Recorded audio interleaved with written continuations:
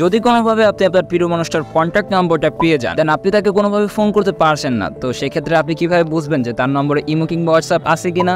আজকের ভিডিওতে আমি যে অ্যাপ্লিকেশনটি সম্পর্কে আপনাদের সামনে জানাতে চলেছি, সেই অ্যাপ্লিকেশনটির মাধ্যমে আপনার প্রিয় মানুষের নম্বর হোয়াটসঅ্যাপ, ইমো বা আদার্স কোনো সোশ্যাল অ্যাকাউন্ট খোলা আছে কিনা আপনি কিন্তু এটা খুব সহজেই দেখতে পারবেন। So let's start today's video.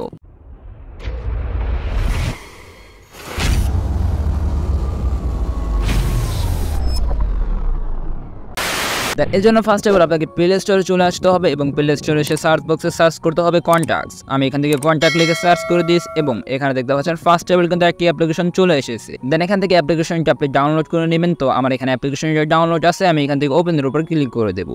এখানে দেখতে পাচ্ছেন আমার যে কন্ট্যাক্টগুলো আছে, এই কন্ট্যাক্টগুলো কিন্তু এখানে শো করতেছে। এখানে আপনাকে সিম্পলি আপনার নম্বরটাকে সার্চ করে নিতে হবে এবং আপনার নম্বরের মধ্যে প্রবেশ করতে হবে।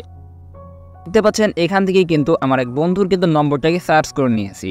সো এখানে আপনি নিচে সকলে দেখতে পারবেন যে তার এই নম্বরটা দিয়ে কোন কোন সোশ্যাল অ্যাকাউন্ট খোলা আছে, হোয়াটসঅ্যাপ খোলা আছে এবং ইমো কিন্তু এখানে তার খোলা আছে। দেন এখান থেকে আপনি দেখতে পাচ্ছেন মিট অ্যাপস অর্থাৎ গুগল মিট অ্যাপও কিন্তু তার খোলা আছে। সো এভাবেই কিন্তু আপনি এখান থেকে সামান্য একটা কন্ট্যাক্ট নম্বরের মাধ্যমে কোন কোন সোশ্যাল অ্যাকাউন্ট তার এই নম্বর দিয়ে খোলা হয়েছে এবং আপনি কিন্তু এখান থেকে খুব সহজেই তার এই কন্ট্যাক্ট সাইটে কন্ট্যাক্ট করতে পারবেন। অনেক সময় হয় যে আপনি কোনোভাবে তার নম্বরটা পেয়ে গিয়েছেন কিন্তু আপনি ফোন দিয়ে তার সাথে কথা বলতে পারছেন না, কিংবা দেখা যাচ্ছে আপনি তার সাথে মেসেজ করলেন তো মেসেজের রিপ্লাই আসতেছে না, তো সেই ক্ষেত্রে কিন্তু আপনি এই ফর্মুলাগুলো ইউজ করতে পারেন। সো আশা করি ভিডিওটি ভালো লেগেছে। যদি ভিডিওটি ভালো লেগে থাকে অবশ্যই ভিডিওটি লাইক করে দেবেন, চ্যানেলটি সাবস্ক্রাইব করে দেবেন। তো আজকের মতো এখানে বিদায় নিচ্ছি, আল্লাহ হাফেজ।